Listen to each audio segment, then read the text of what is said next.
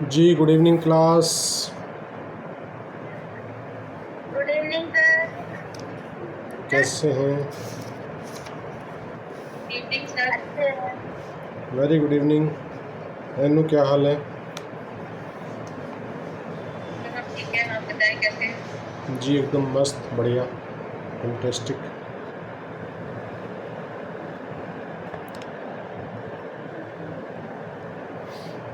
जी भारतीय साक्ष्य अधिनियम 2023 के हम 17 सेक्शन पढ़ चुके हैं। 17 सेक्शन में क्या था, सेक्शन 17 क्या बता रहा था, कल्पना एक बार थोड़ा रिवाइज कराएंगे आप?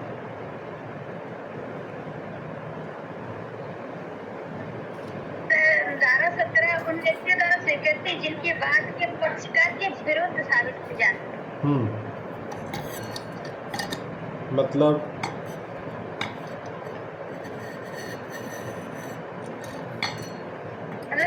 जो बात के पक्षकार है उनके विरुद्ध जो स्थिति है उसको साबित करने के लिए जो पक्षकार स्वीकृति करते हैं, मतलब उन पक्षकारों द्वारा स्वीकृति है। अच्छा, सॉरी 18 भी हम देख चुके थे शायद, सेक्शन 18 भी हो चुका था कल की क्लास में। Yes sir. हाँ सर, वो रेफरी का सिद्धांत सेक्शन 18 में रेफरी का सिद्धांत है, ये ध्यान रखिएगा। अगर आपसे पूछ लिया जाए कि रेफरी कहाँ बताया गया है, तो रेफरी बताया गया है सेक्शन 18 में। क्लियर है?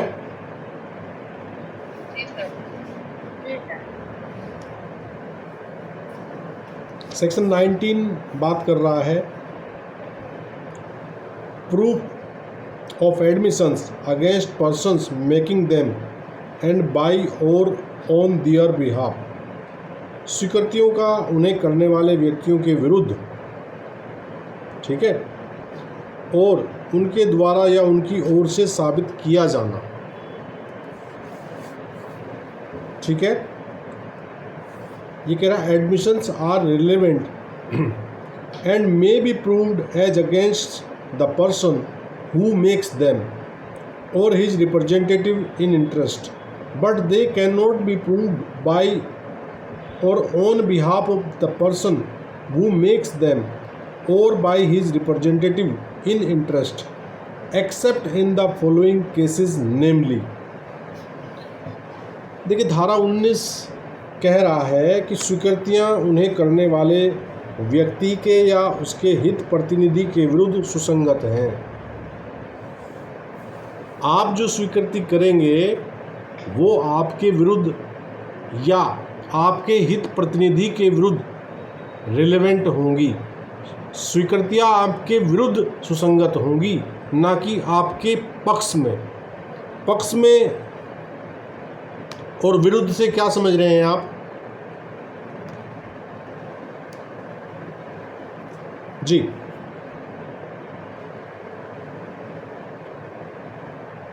कल्पना, मेरी आवाज़ आ रही है आपको? हाँ, धारा 19 का जो मेन हेडिंग है, मेन हेडिंग कह रहा है कि स्वीकृतियां उन्हें करने वाले व्यक्ति के या उसके हित प्रतिनिधि के विरुद्ध सुसंगत हैं और साबित की जा सकेंगी, किंतु उन्हें करने वाले व्यक्ति द्वारा या उसकी ओर से या उसके हित प्रतिनिधि द्वारा निम्नलिखित अवस्थाओं में के सिवाय उन्हें साबित नहीं किया जा सकेगा। ये कह रहा कि जो व्यक्ति, जो पक्षकार कोई स्वीकृति कर रहा है तो वो उसके विरुद्ध सुसंगत हैं, उसके या उसके हित प्रतिनिधि के विरुद्ध वो सुसंगत हैं और उन्हें कोई अपने लिए साबित नहीं कर सकता। कुछ समझ आ रहा है नो?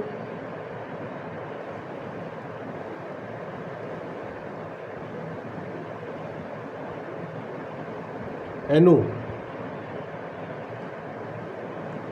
आई थिंक एनु के साथ कुछ टेक्निकल समस्या है। कल्पना आप बताइए। जैसे सर दो व्यक्ति हैं तो ए नाम का और बी नाम का, तो ए वाले ने स्वीकृति करती है तो उसके विरुद्ध ही साबित की जाएगी, है ना सर? जी, ये कह रहा है किंतु उन्हें करने वाले व्यक्ति द्वारा या उसकी ओर से या उसके हित प्रतिनिधि द्वारा निम्नलिखित अवस्थाओं में के सिवाय उन्हें साबित नहीं किया जा सकेगा। तो नीचे 3 अवस्थाएं दी हुई हैं। यदि ये 3 अवस्थाएं हैं तो स्वीकृति करने वाले व्यक्ति के पक्ष में भी साबित की जा सकती हैं। अगर ये 3 अवस्थाएं नहीं हैं तो ये स्वीकृतियाँ जो भी व्यक्ति स्वीकृति करेगा उसके विरुद्ध ही सुसंगत होंगी। जी सर। देखते हैं 19 का सबसेक्शन 1 क्या कह रहा है। ये कह रहा है an admission may be proved by or on behalf of the person making it when it is of such a nature that if the person making it were dead it would be relevant as between third persons under section 26। ये कह रहा है कि कोई स्वीकृति उसे करने वाले व्यक्ति द्वारा या उसकी ओर से तब साबित की जा सकेगी जबकि वह उस प्रकृति की है कि यदि उसे करने वाला व्यक्ति मर गया होता तो वह अन्य व्यक्तियों के बीच धारा 26 के अधीन सुसंगत होती। धारा 26 क्या है? भारतीय साक्ष्य अधिनियम में धारा 26 क्या है? धारा 26 तक मृत्युकालीन कथन। हाँ, जो पुराने एक्ट में धारा 32 हुआ करती थी वो भारतीय साक्ष्य अधिनियम 2023 में धारा 26 है।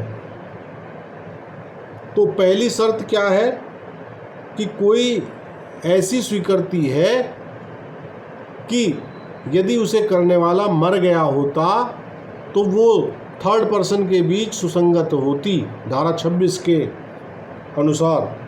तो वैसी स्वीकृति को साबित किया जा सकता है अपने पक्ष में, करने वाले पक्षकार के पक्ष में। Is that clear? Sub section 2 कह रहा है an admission may be proved by or on behalf of the person making it when it consists of a statement of the existence of any state of mind or body relevant or in issue made at or about the time when such state of mind or body existed and is accompanied by conduct rendering its falsehood improbable। उपधारा 2 कह रही है कि कोई स्वीकृति उसे करने वाले व्यक्ति द्वारा या उसकी ओर से तब साबित की जा सकेगी जबकि वह मन की या शरीर की सुसंगत या विवाद किसी दशा के अस्तित्व का ऐसा कथन है जो उस समय या उसके लगभग किया गया था जब मन की या शरीर की ऐसी दशा विद्यमान थी और ऐसे आचरण के साथ है जो उसकी असत्यता की अनअधिसंभाव्यता कर देता है। क्या समझे?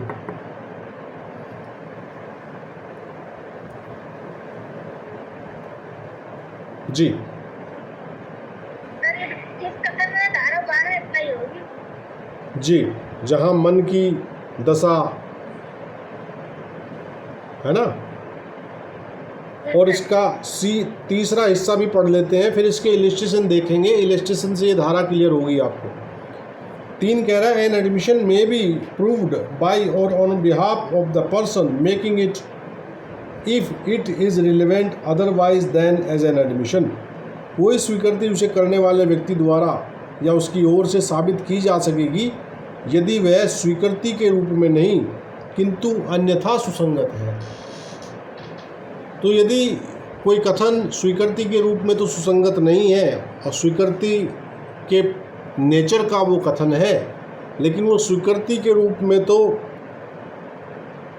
सुसंगत नहीं है लेकिन अन्यथा सुसंगत है, तो भी उसे साबित किया जा सकता है। अब इसके दृष्टांत देख लीजिए धारा 19 के। ये कह रहा है the question between A and B is whether a certain deed is or is not forged. A affirms that it is genuine. B that it is forged. A may prove a statement by B that the deed is genuine, and B may prove a statement by A that deed is forged, but A cannot prove a statement by himself that the deed is genuine, nor can B prove a statement by himself that the deed is forged. कुछ पल्ले परो भैया, illustration इसका समझ आया 19 का। ये कह रहा है कि कै और खे के बीच प्रश्न ये है कि क्या अमुक विलेख कूट रचित है या नहीं। यहाँ तो कोई दिक्कत भाई नहीं सर। कै प्रतिज्ञात करता है कि वह असली है और खे प्रतिज्ञात करता है कि वह कूट रचित है। यहाँ कै का कहना यह है कि वह असली है, क्या दस्तावेज, अमुक विलेख। यहाँ तो कोई दिक्कत। खे का कोई कथन कि वह विलेख असली है। भाई अगर आप किसी चीज़ को कूट रचित बता रहे हो और आप ही उसको फिर असली कहने लगो, तो वो जो आपकी एडमिशन है वो आपके विरुद्ध सुसंगत हो जाएगी, नहीं सुसंगत हो जाएगी। आपने एडमिट कर लिया, कै की बात को आपने मान लिया,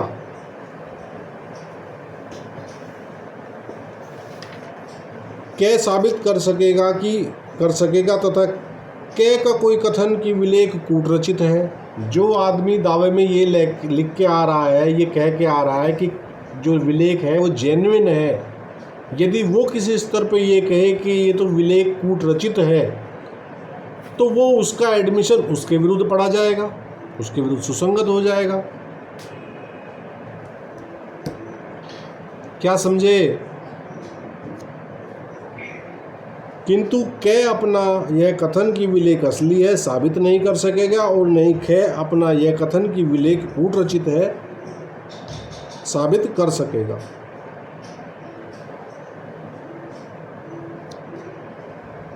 क्या समझे भाई?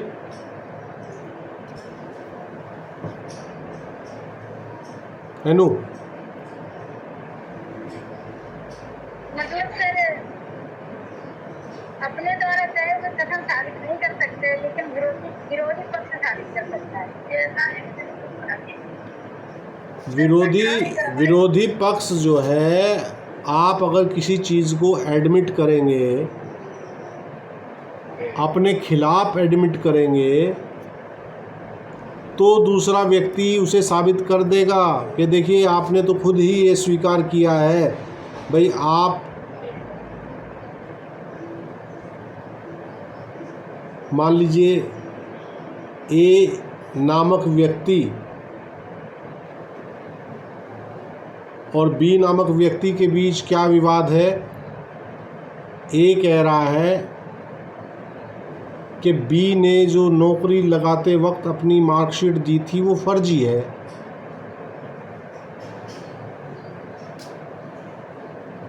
बी कह रहा है वो असली है। तो यदि ए उसे ओरिजिनल कहता है तो वो उसका जो एडमिशन है वो ए के विरुद्ध पढ़ा जाएगा, नहीं पढ़ा जाएगा? जी सर। भाई आपने जो अपना एक स्टेप लिया, आपने जो अपना एक वर्जन रखा, आप उस वर्जन के विरुद्ध बोल रहे हो। आप सामने वाले की बात को एडमिट कर रहे हो।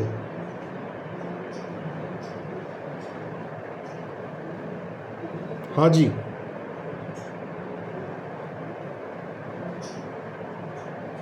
एनु समझ आया भाई?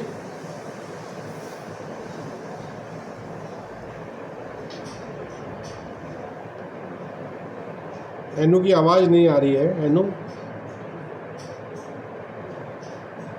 या एंड तक हमारी आवाज़ नहीं पहुंच रही है?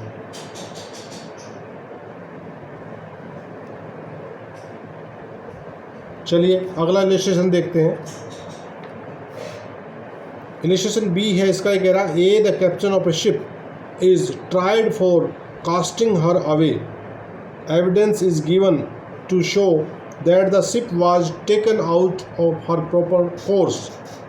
ए produce a book kept by him in the ordinary course of his business, showing observations alleged to have been taken by him from day to day, A indicating that the ship was not taken out of her proper course.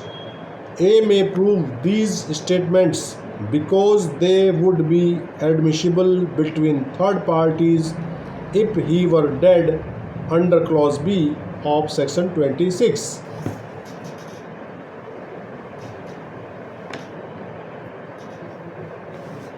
जो illustration number इसका B है, हिंदी में खा है, वो कह रहा है कि किसी पोत के कप्तान के का ट्रायल चल रहा है। किस बात के लिए ट्रायल चल रहा है? कि के का विचारण इस पोत को संत्यक्त करने के लिए किया जाता है। यह दर्शित करने के लिए साक्ष्य दिया जाता है कि पोत अपने उचित मार्ग से बाहर ले जाया गया था। के अपने कारोबार के मामूली अनुक्रम में अपनी द्वारा रखी जाने वाली वह पुस्तक पेश करता है जिसमें वे संप्रेषण दर्शित हैं, जिनके बारे में यह भी कथित है कि वे दिन प्रतिदिन किए गए थे और जिनसे उपदर्शित है कि पोत अपने उचित मार्ग से बाहर नहीं ले जाया गया था। के इन कथनों को साबित कर सकेगा, क्योंकि यदि उसकी मृत्यु हो गई होती तो वे कथन अन्य व्यक्तियों के बीच धारा 26 की उपधारा 6 के अधीन ग्राह्य होते। क्या समझे?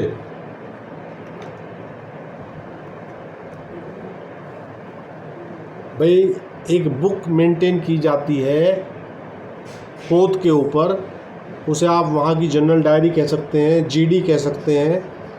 उस जीडी में पोत के मार्ग से संबंधित हवाला लिखा जाता है कि पोत किस दिशा में चल रहा है, कितनी गति से चल रहा है ना। और जो कप्तान है, कप्तान पे आरोप ये है कि आप जो है उस पोत को क्या किया आपने, संत्यक्त करने के लिए, मतलब कि कास्टिंग हर अवे, पोत को जो है क्या किया गया,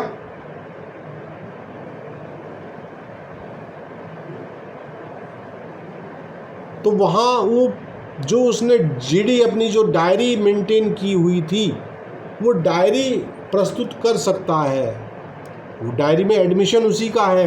पोत पर जो डायरी तैयार की जा रही है वो कप्तान के द्वारा की जा रही है, लेकिन यदि कप्तान मर गया होता तो उसकी वो डायरी धारा 32 के क्लॉज बी के अकॉर्डिंग क्या होती, एडमिसिबल होती, यानी कि रिलेवेंट होती। एडमिसिबल नहीं, रिलेवेंट होती। तो वो डायरी उसकी उसके उस ट्रायल में भी रिलेवेंट होगी। कल्पना क्लियर है?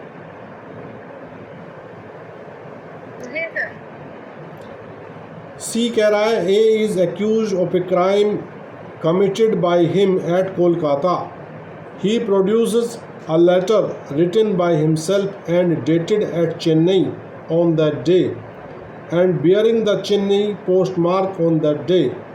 The statement in the date of the letter is admissible because if A were dead, it would be admissible under clause B of section 26. ये कह रहा कि अपने द्वारा कोलकाता में किए गए अपराध का अभियुक्त है। वह अपने द्वारा लिखित और उसी दिन चेन्नई में दिनांकित और उसी दिन का चेन्नई डाक चिन्ह धारण करने वाला पत्र पेश करता है। पत्र की तारीख में का कथन ग्राह्य है, क्योंकि यदि के की मृत्यु हो गई होती तो वह धारा 26 की उपधारा 6 के अधीन ग्राह्य होता। वो कह रहा कि जिस दिन कोलकाता में मेरे ऊपर अपराध करने का आरोप है, उस दिन मेरे द्वारा हस्तलिखित पत्र जो है वहाँ डाक में डाला गया, तो वो उसका जो स्वीकृति है, जो डाक चिन्ह वाली स्वीकृति है, वो रिलेवेंट होगी और एडमिसिबल होगी। क्योंकि यदि वो मर गया होता तो उसका वो जो एडमिशन था पत्र संबंधी, वो धारा 26 के क्लॉज बी में क्या होता, एडमिसिबल होता। एनु, आपको आवाज़ नहीं आ रही क्या? एनु, माइक खोलिए अपना।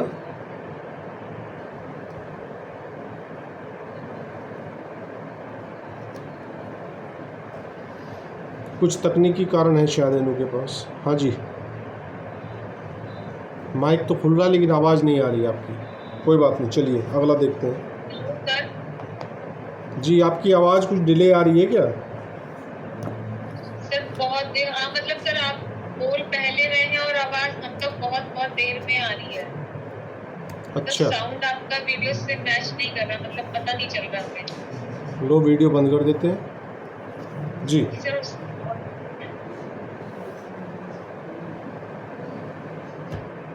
अगला इलस्ट्रेशन है, A is accuse of receiving stolen goods knowing them to be stolen. He offers to prove that he refused to sell them below their value. A may prove these statements, though they are admissions, because they are explanatory of conduct influenced by facts and issue. ये कह रहा कि कै चुराए हुए माल को यह जानते हुए कि वह चुराया हुआ है प्राप्त करने का अभियुक्त है। वह यह साबित करने की प्रस्तावना करता है कि उसने उसे उसके मूल्य से कम में बेचने से इनकार किया था। यद्यपि ये स्वीकृतियां हैं, तथापि कै इन कथनों को साबित कर सकेगा क्योंकि ये विवादक तथ्यों से प्रभावित उसके आचरण के स्पष्टीकारक है। भाई इस पर आरोप ये है कि आप जानते बूझते चोरी का सामान, चोरी के आभूषण रखे हुए हैं। तो मतलब एक सामान्य सी मान्यता ये है कि आदमी चोरी के माल को उसके बाजार कीमत से कम पे बेचने को राजी हो जाता है। Is that clear? लेकिन उसका कोई ऐसा कथन जिसमें उसने बाजार भाव से कम पे बेचने से मना कर दिया हो, तो वो उसे साबित कर सकता है, चूँकि उसके आचरण के लिए वो स्पष्टीकारक कथन है। वो ये कह सकता है कि अगर ये चोरी का माल होता तो मैं इसे बाज़ार भाव से कम कीमत पर बेचने के लिए सहर्ष तैयार हो जाता, और ये देखिए मैंने तो इसे बाज़ार भाव से कम पर बेचने से इनकार किया हुआ है। ठीक है, इज दैट क्लियर? अगला इलस्ट्रेशन देखते हैं। A is accused of fraudulently having in his possession counterfeit currency which he knew to be counterfeit. He offers to prove that he asked a skillful person to examine the currency as he doubted whether it was counterfeit or not, and that person did examine it and told him it was genuine. A may prove these facts. कै अपने कब्जे में कूटकृत मुद्रा, जिसका कूटकृत होना वह जानता था, कपटपूर्वक रखने का अभियुक्त है। इस बात का उस पर आरोप है कि देखिए आप जानते बूझते अपने कब्जे में जो है काउंटरफिट करेंसी यानी कि नकली करेंसी रखे हुए हैं। वह ये साबित करने की प्रस्तावना करता है। वो कहता है कि उसने एक कुशल व्यक्ति से उस सिक्के की परीक्षा करने को कहा था, क्योंकि उसे शंका थी कि वह कूटकृत है या नहीं, और उस व्यक्ति ने उसकी परीक्षा की थी और उससे कहा था कि वह असली है। क्या इन तथ्यों को साबित कर सकेगा? क्या बोलेगा कि मैंने देखिए कोई ऐसा विशेषज्ञ व्यक्ति था जो सिक्कों को देख के पहचान कर बता सकता था कि ये नकली है कि असली है, कूटकृत है कि खोटे हैं कि असली है।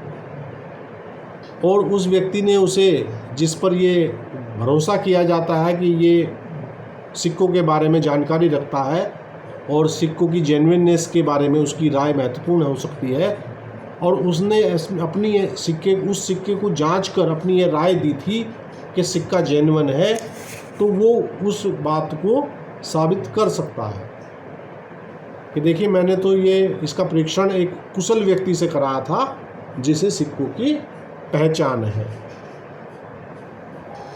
क्लियर है भाई?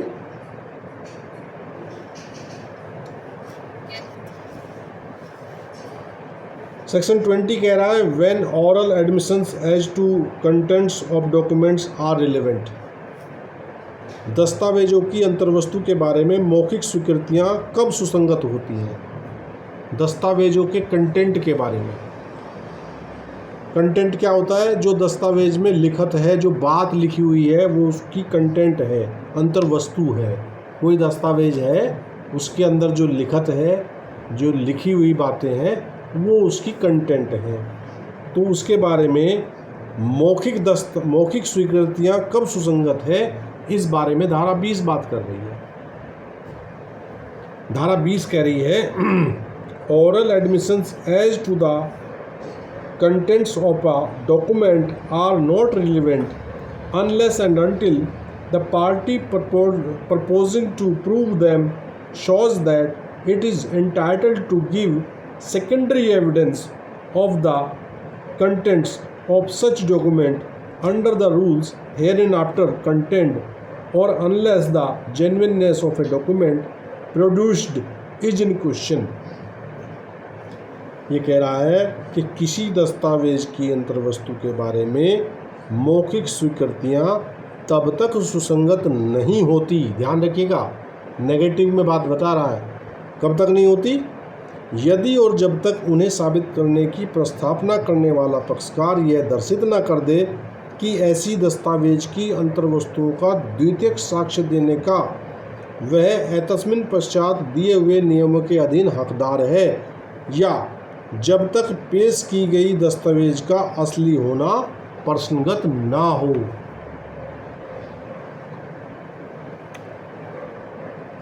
क्या समझ आया कल्पना?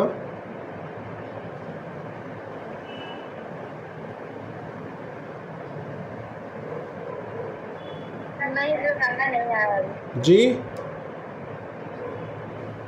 नहीं समझ पाए थे। जी, दोबारा समझ लो, कोई बात नहीं। ये कह रहा किसी दस्तावेज की अंतर्वस्तु के बारे में मौखिक स्वीकृतियां तब तक सुसंगत नहीं होती। कब तक नहीं होती?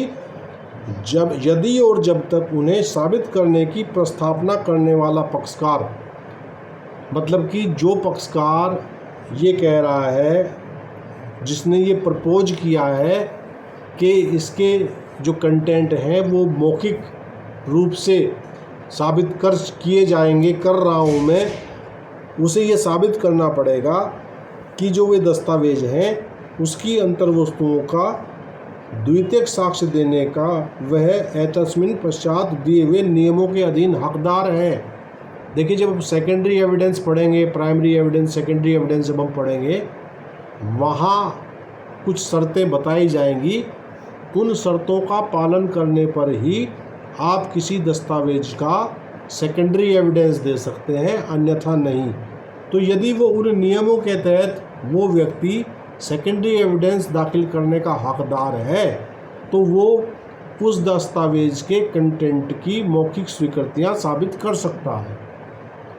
और दूसरी अवस्था ये है कि जब किसी दस्तावेज का असली होना ही प्रश्नगत हो, मतलब कि मामला ही किसी दस्तावेज के असली या नकली होने के ऊपर निर्भर करता हो, उस मामले में यही प्रश्न हो कि ये दस्तावेज असली है कि नकली है, तो वैसी अवस्थाओं में किसी दस्तावेज की अंतर्वस्तु की मौखिक स्वीकृतियां रिलेवेंट हो जाएंगी। ये शर्तें होनी चाहिए पर कि एक तो उसे आने वाले नियमों में जब हम पढ़ेंगे, आने वाली धाराओं में जब हम पढ़ेंगे कि भाई कौन व्यक्ति सेकेंडरी एविडेंस किन परिस्थितियों में दाखिल कर सकता है, तो जब उसका सेकेंडरी एविडेंस दाखिल करने का राइट वो साबित कर दे, तो वो दस्तावेज की अंतर्वस्तु के विषय में मौखिक स्वीकृतियों को भी साबित कर सकता है।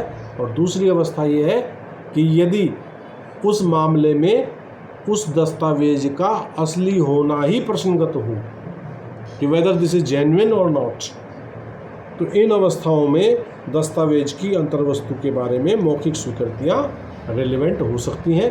अदरवाइज किसी दस्तावेज की अंतर्वस्तु की मौखिक स्वीकृतियाँ रिलेवेंट नहीं होती, सामान्य नियम ये है। अगला सेक्शन 21 कह रहा है कि admission in civil cases when relevant, civil मामलों में स्वीकृतियाँ कब सुसंगत होती हैं। ये कह रहा है in civil cases no admission is relevant if it is made either upon an express condition that evidence of it is not to be given or under circumstances from which the court can infer that the parties agreed together that evidence of it should not be given। ये कह रहा है कि civil मामलों में कोई भी स्वीकृति सुसंगत नहीं है यदि वह या तो इस अभिव्यक्त शर्त पर की गई हो कि उसका साक्ष्य नहीं दिया जाएगा या ऐसी परिस्थितियों के अधीन दी गई हों जिसमें न्यायालय यह अनुमान कर सके कि पक्षकार इस बात पर परस्पर सहमत हो गए थे कि उसका साक्ष्य नहीं दिया जाना चाहिए। तो इन अवस्थाओं में सिविल मामलों में स्वीकृति सुसंगत नहीं होगी यदि दोनों पक्षकार इस पर सहमत थे कि ऐसी स्वीकृति का साक्ष्य नहीं दिया जाएगा। इसका स्पष्टीकरण देख लीजिए। ये कह रहा है nothing in this section shall be taken to exempt any advocate from giving evidence of any matter of which he may be compelled to give evidence under sub section 1 and 2 of section 132। ये कह रहा है कि स्पष्टीकरण ये है कि इस धारा की कोई भी बात किसी अधिवक्ता की किसी ऐसी बात का साक्ष्य देने से छूट देने वाली नहीं मानी जाएगी जिसका साक्ष्य देने के लिए धारा 132 की उपधारा 1 और उपधारा 2 के अधीन उसे विवश किया जा सकता हो। आगे जब धारा 132 पढ़ेंगे तो उसमें वो कुछ विशेषाधिकार वाले मामले हैं। जी क्या?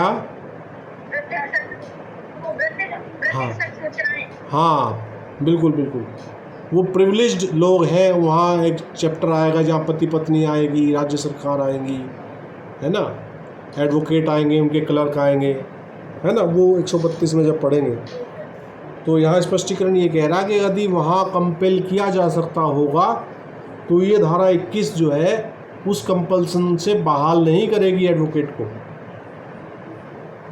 ठीक है। धारा 22 कह रहा है confession caused by inducement, threat, coercion or promise when irrelevant in criminal proceedings. ये कह रहा है कि उत्प्रेरणा, धमकी, परपीड़न या वचन द्वारा कराई गई संस्वीकृति दांडिक कार्रवाई में कब विसंगत होती है। चलिए इसे कल की क्लास में पढ़ेंगे। ये अब आगे का मामला जो है वो संस्वीकृति की बात करने लगा। संस्वीकृति एक वेरी वेरी इंपॉर्टेंट मामला है, पहले उसको अच्छे से समझेंगे तब आगे की धाराओं का अध्ययन करेंगे। आज की क्लास को हम यही विराम देते हैं और आपको शुभ रात्रि, गुड नाइट, शब बखैर, ऑल द बेस्ट।